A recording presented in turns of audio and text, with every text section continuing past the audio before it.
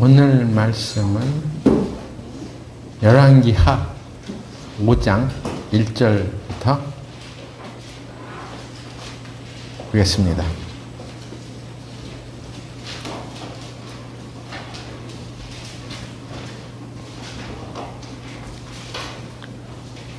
아람 왕의 군대 장관 나아만은 그 주인 앞에서 크고 존귀한 자이니 이는 여호와께서 전에 저로 아람을 구원하게 하셨습니다. 저는 큰 용사나 문둥병자더라. 전에 아람이 떼를 지어 나가서 이스라엘 땅에서 작은 계집 아이 하나를 사로잡음에 저가 나아만의 아내에게 수종 들더니 그 주모에게 이르되 우리 주인이 사마리아에 계신 선지자 앞에 계셨으면 좋겠나이다. 저가 그 문둥병을 고치리이다. 나아만이 들어가서 그 주인에게 고하여 가로되 이스라엘 땅에서 온 계집 아이의 말이 이러이러하더이다. 아람 왕이 가로되 갈지어다. 이제 내가 이스라엘 왕에게 글을 보내리라. 나아만이 떠날새 은 10달란트와 금 6,000개와 의복 10벌을 가지고 가서 이스라엘 왕에게 그 글을 전하니 일렀으되 내가 내 신하 나아만을 당신에게 보내오니 이 글이 당신에게 이르거든 당신은 그 문둥병을 고쳐주소서 하였더라. 예, 기도드리겠습니다. 살아계신 하나님 아버지, 하나님이 살아계시다는 것은 곧 하나님의 말씀이 살아있다는 것을 말하는 줄 압니다. 오늘 우리에게 주시는 이 말씀대로 살아계신 하나님께서 이 시대에도 역사하시는 것을 우리로 밝히 알고 하나님의 말씀을 쫓아서 온전히 살아가게 하여 주옵소서. 예수님의 이름으로 기도드렸습니다. 아멘. 아람 왕의 군대 장관 나아만이라는 사람이 있었습니다. 한때 그는 잘 나갔던 용사 중 하나였습니다. 그런데 그의 인생의 길에서 갑자기 병을 얻었습니다. 문둥병을 얻은 거죠. 그는 큰 용사였고 아람이라는 나라를 통치하는 왕 바로 뒤에서 큰 권력을 갖고 있는 사람이었습니다. 그런데 그의 인생에서 가장 괴로운 일 하나가 벌어진 거죠. 문둥병. 나아만에게 닥친 고난의 시간이었습니다. 보통 그런 시간을 갖게 되면 모든 사람들은 왜 이런 어려운 일이 나한테 생겼지? 이 골치 아픈 일이 생겼지? 특히 병중에 문둥병이 또 뭐야?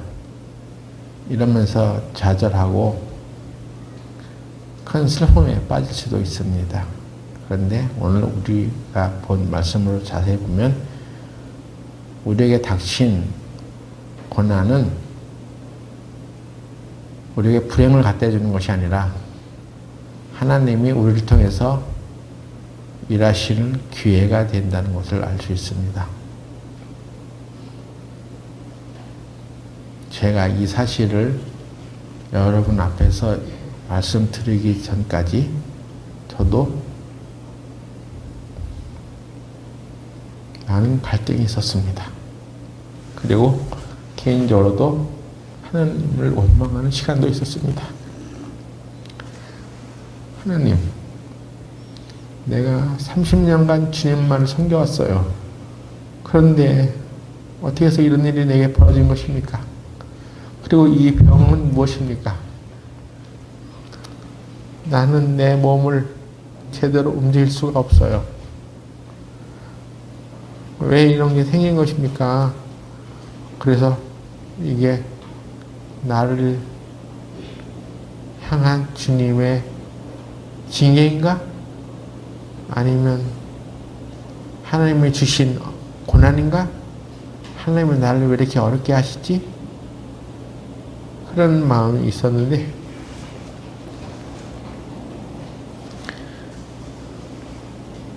이방인이었던 나아만에게도 닥친 이 고난을 하나님께서는 나아만의 병을 고쳐준 기회로 삼아주신 것처럼 우리 그리스도인들에게도 똑같이 어려움이 닥치셨을 때 하나님께서는 우리를 하나님 너 정신 차려라. 응? 이렇게 하려고 하는 게 아니라 우리에게도 하나님의 어떤 뜻과 계획을 이루시려고 하는 기회를 주시는 거죠. 하나님은 그러신 분입니다. 이 나아만이라는 사람에게 병을 고침받게 했던 사람은 어린 소녀였습니다. 그런데 그들을 잘 보면 전에 하나님께 은혜를 입었다고 하는 것을 통해서 하나님이 그의 인생에 개입을 하고 계셨다는 것을 알 수 있어요. 열왕기하 5장 1절에 보면 아람 왕의 군대장관 나아만은 그 주인 앞에서 크고 존귀한 자니 여호와께서 전에 저로 아람을 구원하게 하셨습니다. 전에라는 얘기는 언젠가 하나님은 나아만을 통해서 역사하신 적이 있어. 그의 인생에 개입한 적이 있어. 아람이 위기에 빠졌을 때 하나님이 나아만을 통해서 그를 들어서 쓰신 적이 있어. 그래서 아람을 구원하신 적이 있어. 이렇게 우리는 알게 모르게 하나님이 전에 그의 인생에 개입한 순간들이 있었다는 것입니다. 이 어린 소녀도 나아만을 전도한 사람이 되었는데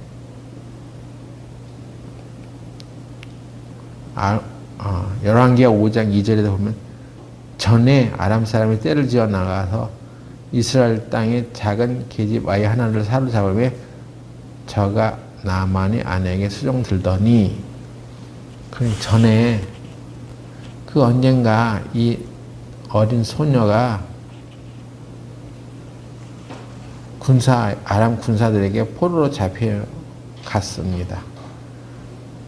난데없이 날벼락이 떨어진 거죠. 그의 인생에 이 어린 소녀에게 닥친 어떤 불행일 수가 있습니다. 고난일 수도 있고요. 그러게 왜 밖에 돌아다녀? 군대 이 당시 문화가 사회 문화가 큰 나라가 작은 나라를 치고 누락하고 탈취하고 하는 그게 아주 일반화되어 있는데 왜 전쟁 덜 기웃거리다가 그 위험한 데 가가지고 있다가 포로로 잡히란 말이야 하면서 이 어린 소녀가 당한 일로 인해서 부모는 고통스럽고 또 자기 자신도 아니 내가 그때 왜 거길 갔을까? 그 자리에만 안 갔으면 행복하게 지낼 수 있었는데 왜 내가 거기 가가지고 포로가 돼갖고 이 모양이 꼴이 됐을까? 포로로 잡혀가지고 나아만의 아내에게 수종을 드는 신세로 떨어진 것입니다. 특히나 이 어린 소녀는 나아만에게 저가 우리 땅에 있는 선지자를 만나면 그 병을 고칠 수 있습니다 하고 말할 정도로 신앙이 있었던 사람이죠. 우리 그리스도인들도 살아가면서 그리스도인들에게 닥치는 환난과 고난이 왔을 때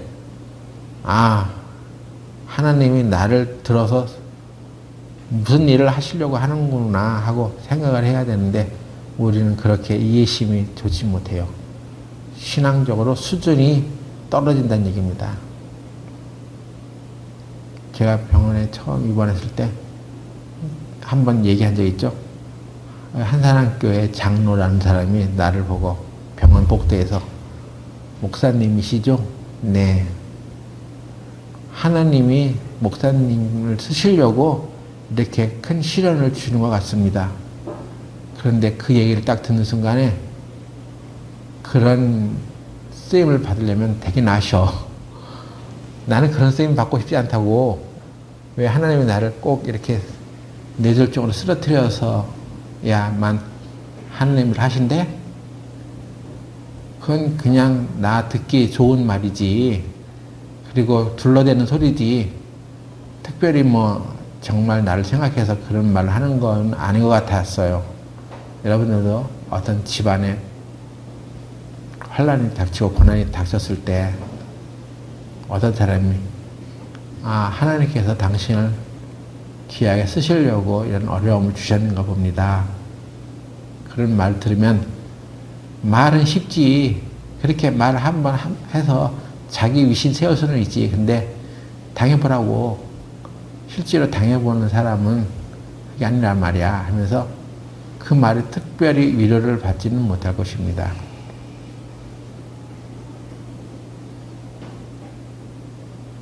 결코 그의 마음을 위로해 줄 수 없는 말처럼 보여집니다. 그런데 이 열왕기하 5장을 자세히 읽어보면 정말로 그 사람들에게 어려움이 생기는 걸 잘 보면 그 뒤에 하나님이 그 순간을 통해서 하나님이 쓰시려고 하는 그런 게 있는 거예요. 우리가 그것을 이해하지 못할 뿐이지 하나님 무슨 계획이 다 있습니다. 인생에 갑자기 들이닥친 질병, 갑자기 포로된 생활, 노예로 팔려간 사람들, 그리스도인 경우는 특히 그들에게 닥치는 환난과 고난이 하나님이 그를 통해서 그를 쓰시겠다고 하는 기회가 되고 있었던 것입니다. 예레미야 33장 2절을 찾아볼까요? 내가 성경을 빨리 찾아야 되는데 찾지 못하면 빨리 와서 나를 찾아주세요. 예레미야 33장 2절.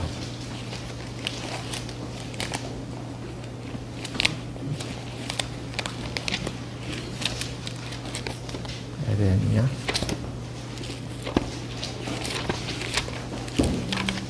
33장 2절.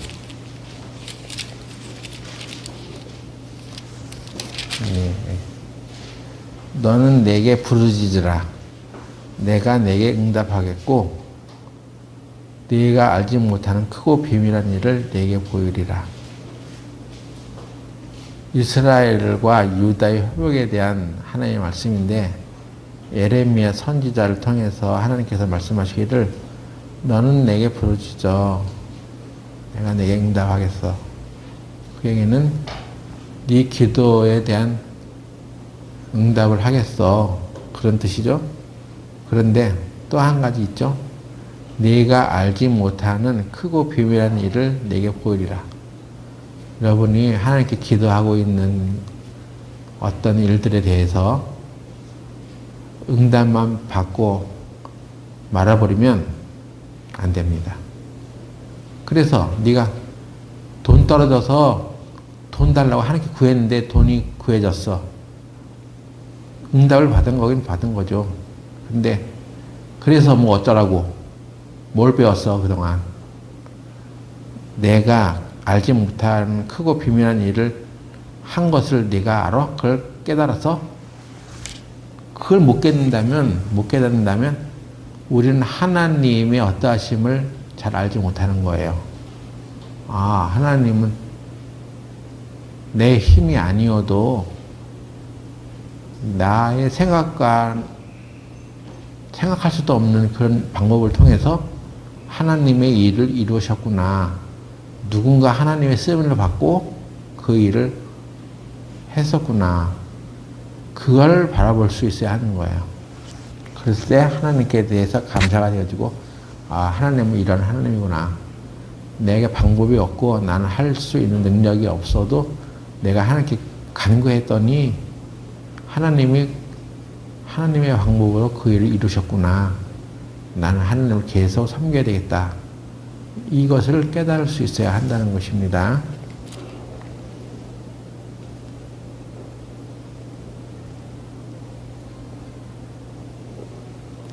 병원에는 저보다 오래 입원해 있는 환자들이 있어요. 그리고 저보다 먼저 이 뇌병변, 뇌 관련된 병을 얻고 재활에 들어온 사람들이 있어요.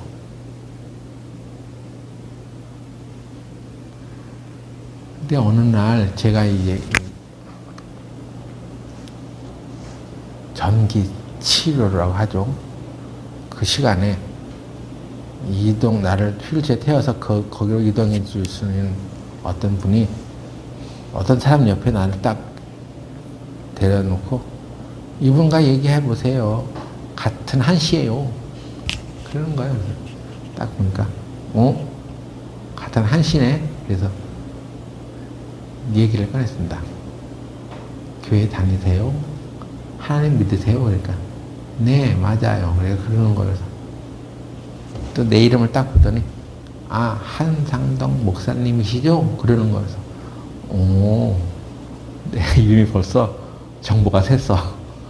아는 거예요. 그래서 근데 그분이 그 치료받는 모습을 내가 우연히 보게 됐는데 그 워커 있죠? 큰 거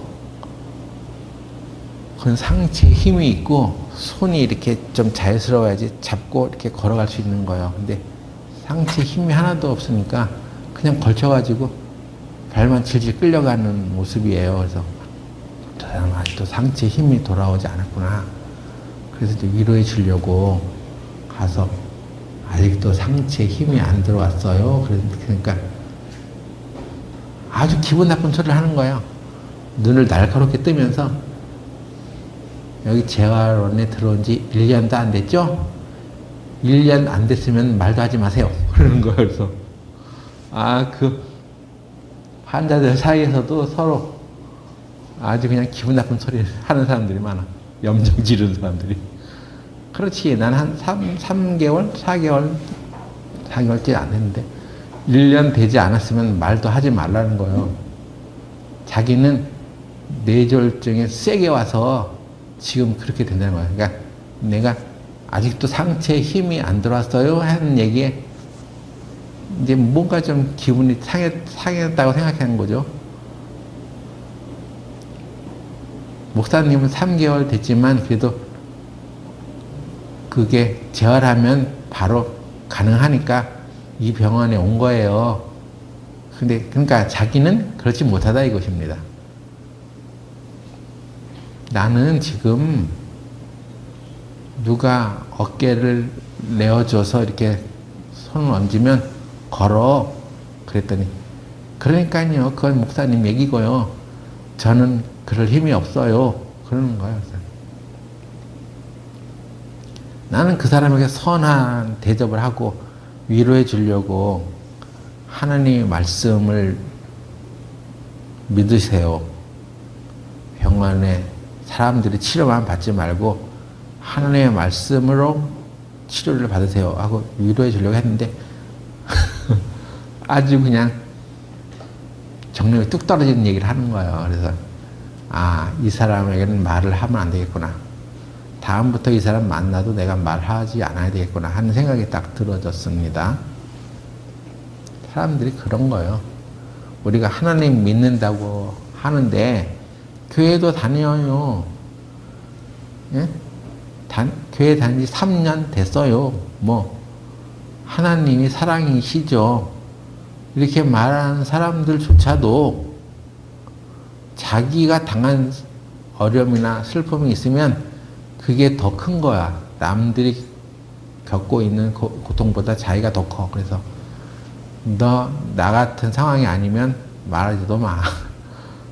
그 재활한 병원에 1년 안 있었으면 말도 꺼내지 마. 이것입니다. 우리도 그런 생각이 있죠. 내 상황 대보라고. 내 상황이 겪어보지 않았으면 말도 하지 마. 그런 뜻입니다. 내가 머리 아픈 가운데도 사람이 중심으로 어떤 말을 하는지를 딱 알아채는 거예요. 기분이 하루 종일 안 좋았어요. 그 사람 때문에.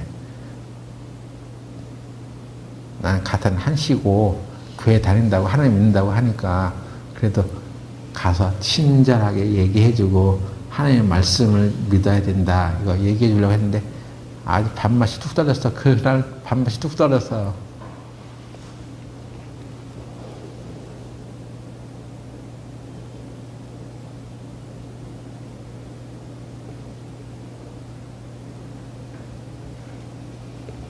그래서 그때 지인과 친구의 차이를 알았어요. 그 차이를 아세요, 여러분? 지인과 친구의 차이가 뭐냐? 친구는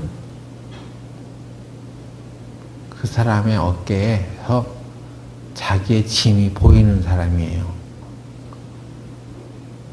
어떤 사람의 짐을 내 어깨에 지었기 때문에 그 사람을 보면 내 짐을 지고 가는 모습이 보이는 거예요. 예수님이 우리의 친구가 되시는 것은 예수님이 내 짐을 지셨거든요. 그래서 예수님 어깨를 보면 내 짐이 보이는 거야. 내 슬픔이, 내 고난이. 대신 지고 있는 그 모습을 보면서 나는 예수님께 감사하죠. 고맙고 예수님만이 내 친구구나.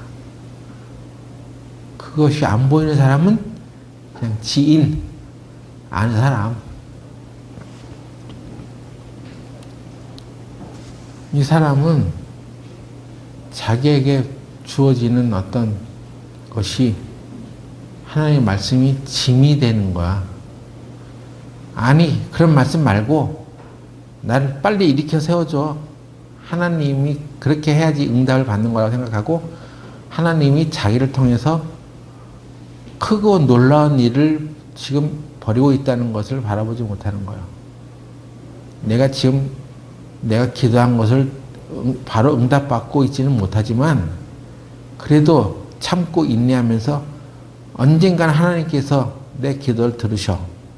나를 일으켜 세워서 걷게 하실 거야. 하나님께 계속 부르짖고 간구해야 되는데 한 번 기도하고 그 기도의 응답이 안 들어주는 것 같으면 에이, 되는 게 없잖아. 무슨 하나님이야. 이렇게 이제 내버리는 거죠. 그래서 하나님이 우리에게 주신 말씀의 짐을 벗어 던지는 거예요. 여러분 주위에 누구도 내 짐을 지고 있는 그 모습을 보게 될 때 나는 감동을 합니다. 얼마 전에 나도 어떤 치료사가 앞으로 한상도님 앞으로 내 어깨에 손 얹지 마세요. 그래가지고 왜? 나 앞으로 계속 일도 해야 되고 내 어깨도 소중하거든요. 제가 옥상에 가서 혼자 운동하다가 옥상 정원 화단 테두리를 꽉 잡고 걸었어요. 혹시나 넘어질까 해가지고 꽉 붙들고 그냥 거기 걸었는데 아주 한 바퀴 돌고 나니까 그냥 기진맥진 하더라고. 그리고 그 다음날도 또 걸었어. 다른 데가 또 이렇게 걸었어. 그러니까 이 힘이 굉장한 거죠. 그래서 그 다음날 훈련 시간에 어깨에 손을 잡으세요. 그래서 평소대 내 어깨를 잡았는데 그 힘이 그냥 엄청나게 세게 그냥 잡은 거예요. 그 힘이. 제가 이렇게 있다가 하품을 하거나 몸이 이렇게 기지개를 피게 되면 몸이 막 오그라들어 경직이 돼요. 그래서 꽉 이렇게 내가 손을 잡아도 내가 아파. 꽉 이 힘이 굉장합니다. 긴장을 한다는 얘기죠. 긴장하지 않고 물체를 잡으면 이렇게 살살 잡혀. 그냥 이렇게 살짝 힘만 얹어놔도 되는데 긴장할 때는 그 힘이 굉장히 세집니다. 그래서 내가 그 말 듣고 이제 당신은 친구가 아닌가 와 하면서 이제 내 마음속에서 포기를 했었어. 근데 내가 이 말씀을 보면서 하나님, 하나님께 부르짖으면 크고 놀라운 일을 보여준다고 하셨죠? 나를 도와주기 위해서 하나님께서 보내주신 사자들이 용기를 잃지 말고 나를 계속 도와줄 수 있게 해주세요. 하나님이 응답해 주세요. 나를 걸어갈 수 있도록 잡아주는 사람들을 내 옆에 보내주세요 하고 계속 기도하고 또 기도했더니 그 다음날 치료 시간에 하나님 이제 내 어깨에 손을 잡으세요. 그러는 거예요. 그래서 손을 딱 잡고 걸었습니다. 그래서 이 사람이 다시 내 친구가 되는구나. 전에는 그동안 당신은 나의 지인일 뿐이야. 그냥 아는 사람 정도로 취급하려고 했었는데 그 어깨를 보는 순간에 내 짐이 보이는 거예요. 내가 무겁게 짓눌렀던 그 손자국. 그리고 내가 비틀거리지 않고 쓰러지지 않게 붙잡아 주려고 하는 그 무거운 짐을 지고 그래도 나를 걷게 해주려고 노력하는 그 모습을 보면서 아직 친구를 잃지는 않았군 그런 생각이 들었습니다.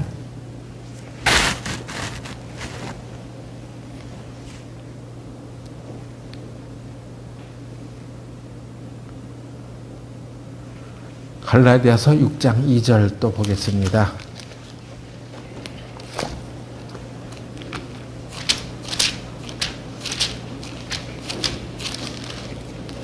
6장 2절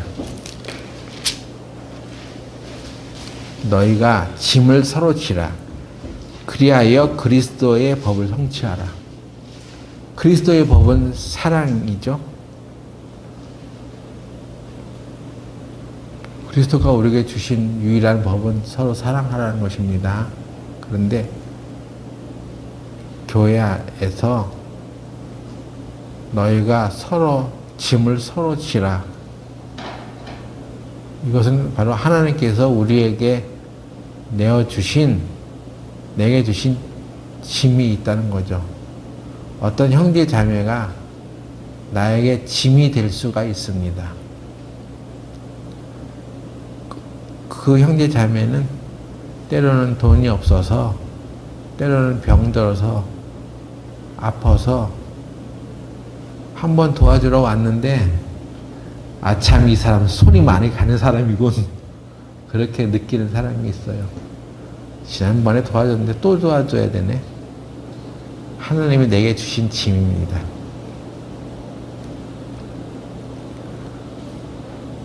상대방의 어깨에서 내 짐이 발견되는 순간에 그 사람은 서로 친구가 되는 거예요. 이 사람이 맡긴 짐도 있고 저 사람이 맡긴 짐도 있고 내 짐을 또 다른 사람이 질 수도 있고 이게 지인이냐 친구가 되느냐 중요한 기준이에요. 여러분이 사람을 사귈 때에도 이거 해석을 하지 못하면 문제가 생깁니다.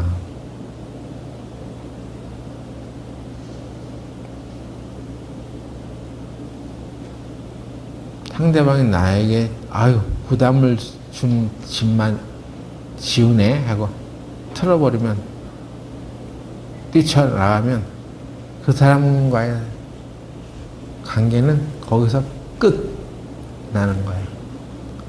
근데 나는 이 사람의 짐을 계속 지겠어. 이게 하나님이 내게 맡겨주신 짐이야. 그걸 계속 지고 가면 그 사람이 어깨에 외워놓은 그 짐이 내 짐이 있다는 걸 보게 될 때 하나님의 좋은 친구가 되고 그리스도의 법을 성취해 갈 수 있는 거예요. 우리는 가정 안에서도 가족 구성원들이 서로 그렇게 짐을 지는 거예요.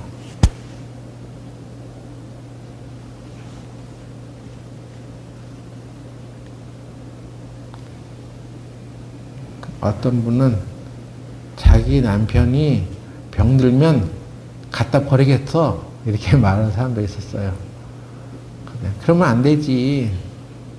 물론 병이 들어서 이런 재활시설에 와서 고생하는 거 보면 힘들지. 근데 자기 남편은 그런 일을 당하면 안 되는 거야? 좋을 때만 그냥 남편이고 병들면 갖다 버려? 그게 무슨 부부 관계예요? 그냥 거기서 그냥 도장 찍어야지. 거기서 그냥. 예수님은 우리를 절대 버리지 않아요. 내가 아무리 힘들고 어려워져도 나를 배신하지 않습니다. 날마다 우리의 짐을 지는 분이에요.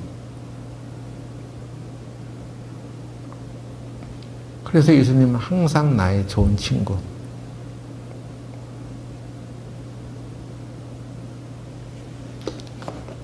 상대방의 어려운 짐이 지어질 것 같으면 뛰쳐나가는 사람들은 그만큼 친구가 아니기 때문이에요. 지인이야, 그냥 아는 사람.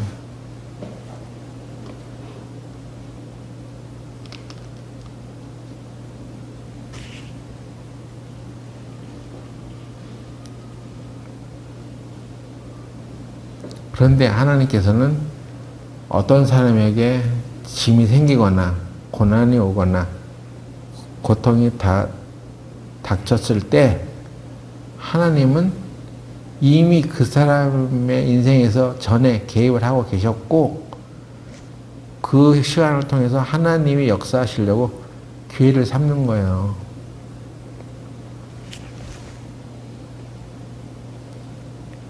나만의 사람이 문둥병에 안 걸렸으면 어떤 작은 여자아이가 우리나라에 선지자가 있는데 그 선지자 만나면 당신의 병이 고쳐질 수 있습니다. 이런 얘기를 듣게 됐을 때 될 것도 없는 소리 하고 있네. 내가 지금 여기 이 나라에서 부족할 것 없는 사람이야. 호로로 잡혀온 주제에 무슨 그런 말을 해. 전혀 듣지 않았을 거예요. 그 말을 듣지도 않았을 거고 그 선자를 찾지도 않았을 것이고 병이 나을 수도 없었을 것입니다.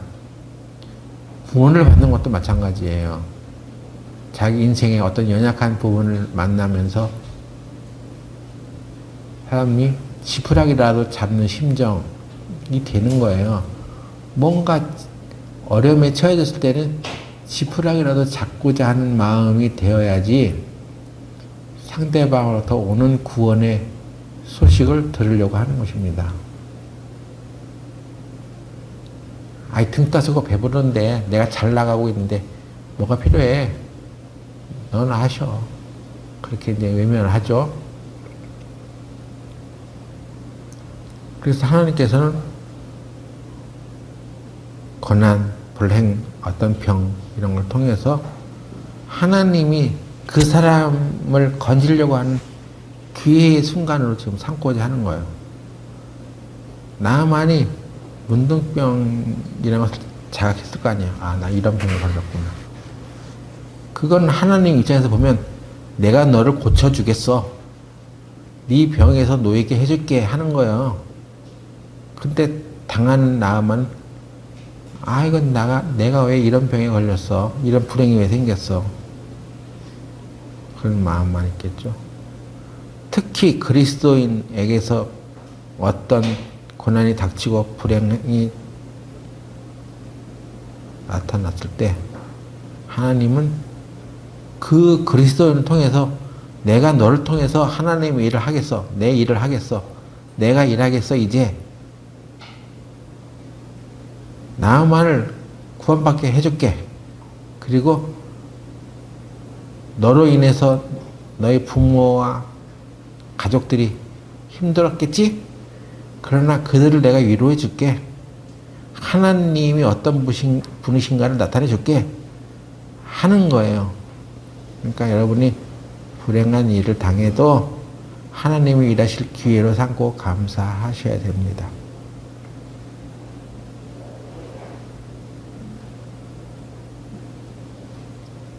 자기가 하나님 믿는다고 하지만 어려움이 생기면 도망치는 비겁한 그리스도인 되지 마십시오. 그 사람에는 믿음이 없는 것입니다.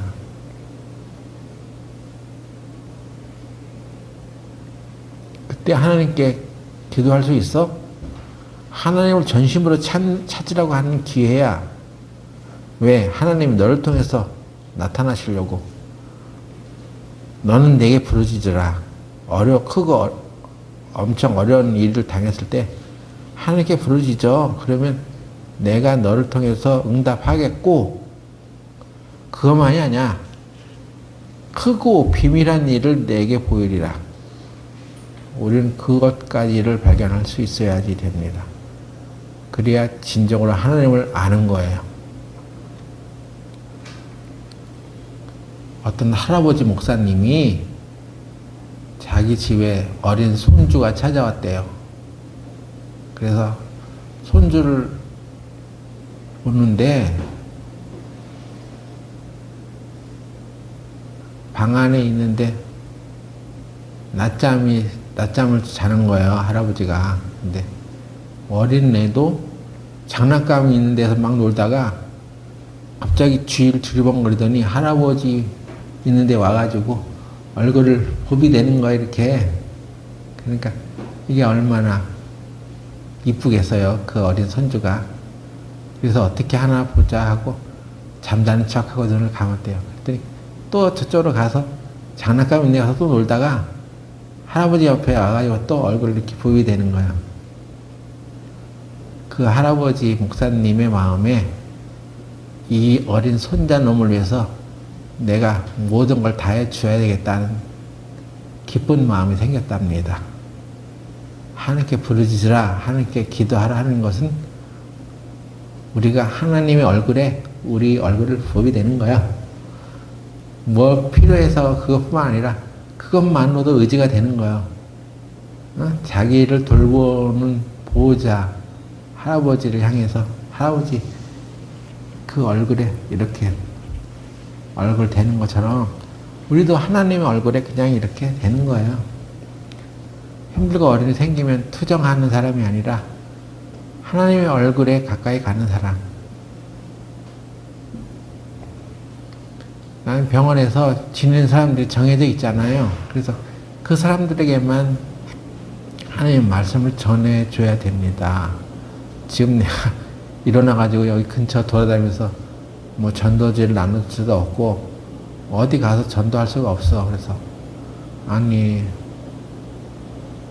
나를 도와주는 많은 사람들이 있는데 그래도 그 사람들에게 복음을 전해주고 싶어요. 근데 그런 사람들은 하나님 믿어? 교회 다녀? 아니요, 저는 무교요. 저는 불교요. 그래서 더 이상 얘기를 할 수 없게 딱 잘라 말하더라고. 내가 제일 복음을 먼저 전해주고 싶은 사람이 치료사가 있어. 제일 처음에 만난 치료사. 근데 이 사람이 하나님 믿어? 아니, 안 믿는데요. 더 훌륭한 치료사가 되려면 예수님을 꼭 믿어야 돼. 사람은 영과 혼과 몸으로 되어 있어. 그래서 몸만 고치는 게 아니야. 귀신 들린 사람도 있거든. 영이 잘못되어 있으면 정신도 망가져. 그래서 거기에 보면 막 큰 소리 치고 욕하는 사람들도 있어요. 그런 거 보면 완전히 뭐 귀신 들린 사람들처럼 느껴지는 사람들이 많아. 그래서 이건 몸을 고치는 게 아니라 하나님의 영이 그 사람에게 들어와야지 된다 라고 느껴지는 사람들도 있습니다.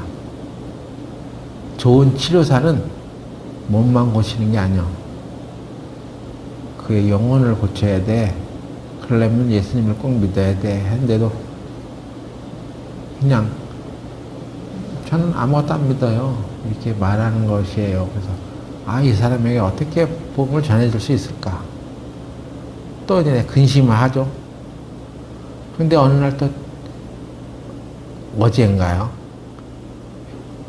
엘리베이터를 타고 이제 쭉 내려오는데 엘리베이터 안에서 그 또래 아이들이, 여자아이들이 이렇게 탔는데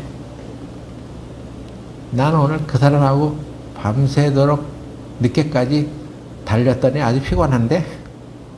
뭘 달려? 응? 뭘 달려? 밤 늦게까지 술을 마셨다는 얘기입니다. 그날 회식이 있었다는 정보를 내가 알고 있어서. 늦게까지 달렸다니 아주 피곤해. 밤늦게 달리면 넘어져. 왜 달려? 그러니 그런 생각을 갖고 있는 사람에게 하나님 믿어봐, 예수님 믿어야 돼 하면 이게 통하겠어요? 그러니까 내 힘으로 할 수 없겠다는 생각이 들어지는 거예요. 그래서 제가 요즘도 새벽 5시 반에 일어나서 그 자전거 운동 기구를 탑니다. 내가 손을 이렇게 모으고 기도하기를, 하나님, 제가 여기 와서 몸이 불편해서 마음껏 복음을 전할 수가 없어요. 그러니까 하나님이 능력을 베풀어 주셔서 이러이러한 사람들에게도 복음이 전해질 수 있도록 도와주세요. 계속 그렇게 기도합니다. 근데 놀라운 일이 생기는 거예요. 하나님의 사자를 그에게 보내서 뭔가를 깨닫게 해주고 뭔가를 생각할 수 있도록 어떤 동기를 제공하는 거예요. 내가 그 사람에게 앞으로 술 마시지 마세요. 술을 마시면 마땅히 안 할 말을 하게 되고 안 할 행동을 하거든요. 그거 하나님 아버지는 싫어하셔요. 누가 나한테 술 먹으러 잔을 주면 그걸 딱 엎으세요. 나는 청년 때 직장 상사가, 과장이 술을 줬어. 안 마셨어. 그랬더니 아니 소주병을 내 머리에 이렇게 대더라고. 모욕을 당했어. 그렇지만 그래도 나는 술을 안 마셨어. 왜? 너 왜 안 마셔? 우리 아버지가 싫어하십니다. 그리고 나는 술을 못 마셔요. 하나님의 기뻐하시는 뜻을 쫓아서 살고 싶기 때문에 그거 안 합니다. 아버지가 기뻐하지 않으셔요. 그렇게 해야 되는데 요즘 사람들은 그냥 부어라 마셔라. 강요는 하지 않지만 안 먹는 사람은 내버려 두고 마시는 사람들끼리 자기들끼리 그냥 아주 코가 삐뚤어지게 마셔. 하나님의 진리를 찾는데 방해가 돼. 아버지는 그런 걸 원하시지 않으셔. 그랬더니 그 중에 어떤 한 사람이 내 얘기를 듣고, 네, 오늘 결심했습니다. 앞으로 절대 술을 마시지 않겠습니다. 하는 사람도 있더라고. 그래서 감사합니다.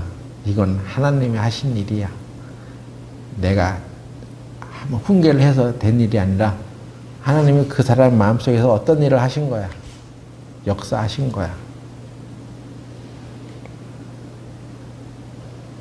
우리가 기도하면 우리의 마음대로 되게 응답을 해주신 게 아니라 하나님의 방법대로 역사하는 거죠. 그래서 성령으로 기도하라고 했던 것입니다. 에베소서 6장. 에베소 6장 18절.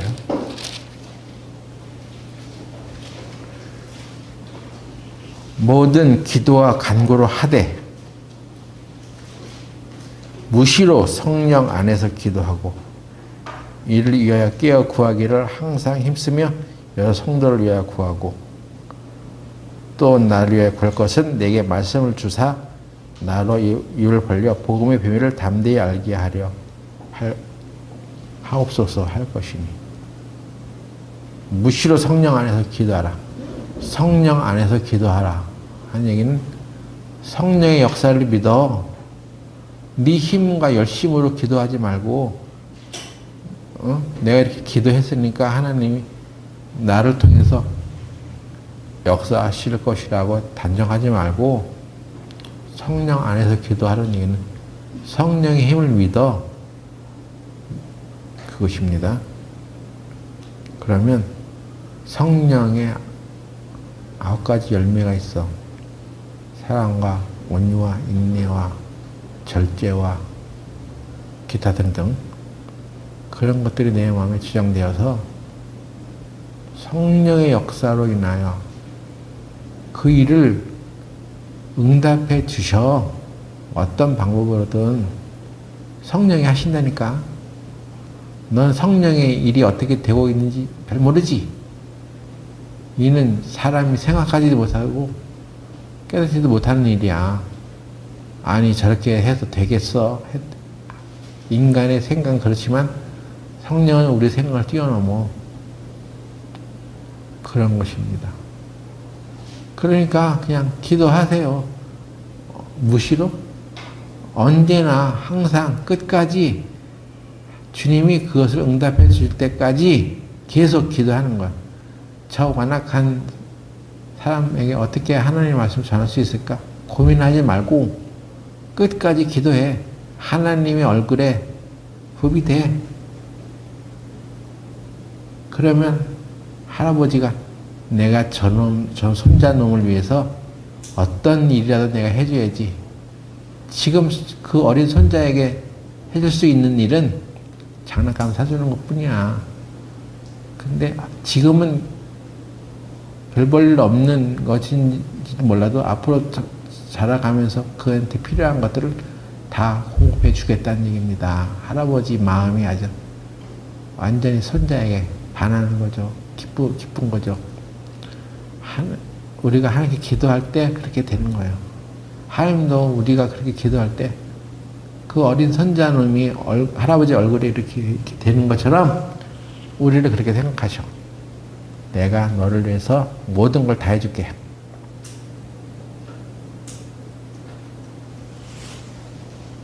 하나님은 하나님의 뜻을 이루어 가시는데 어떤 방법으로 이루어 가냐면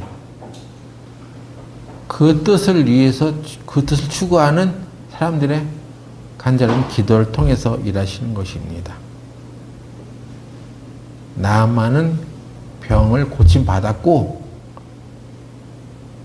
이 어린 소녀는 그것을 전해주는 착한 일을 하게 되는 일에 쓰임을 받는 소녀가 됐어요. 포로 주제에 성령이 일하신 것입니다. 우리가 내가 기도하는 응답만 받아버리는 그런 기도를 통해서 배우는 걸로 생각하지 말고 하나님이 이러이러하게 역사를 하셨구나. 내가 알지 못하는 방법으로 이렇게 하셨구나. 그걸 배우시라는 것입니다. 그걸 배워야지 신앙이 성장하는 거예요. 예? 기도했더니 돈이 뚝 떨어져서 뭐 어려운 일이 해결돼서 그거로만 하나님이 역사하시는 것이 아니에요. 크고 비밀한 일을 반드시 보여주겠다고 했잖아요. 어떤 사람에게? 내게 구하는 사람에게, 기도하는 사람에게 그걸 보여주는 것입니다. 하나님의 크고 비밀한 일을 꼭 발견하시는 성도님들이 되기 바라요. 기도하고 마치겠습니다. 하나님 아버지, 우리 인생에 닥치는 여러 가지 불행을 만날 때 하나님께서는 그것을 통해서 하나님의 역사하시는 기회로 삼아주시고 일하려고 하시는 줄로 믿습니다. 주여, 우리가 하나님의 끝없는 사랑을 믿고 하나님께 구하고 간구해서 그 역사를 바라볼 수 있는 성도들이 되게 인도하여 주시옵소서. 예수님의 이름으로 기도드렸습니다.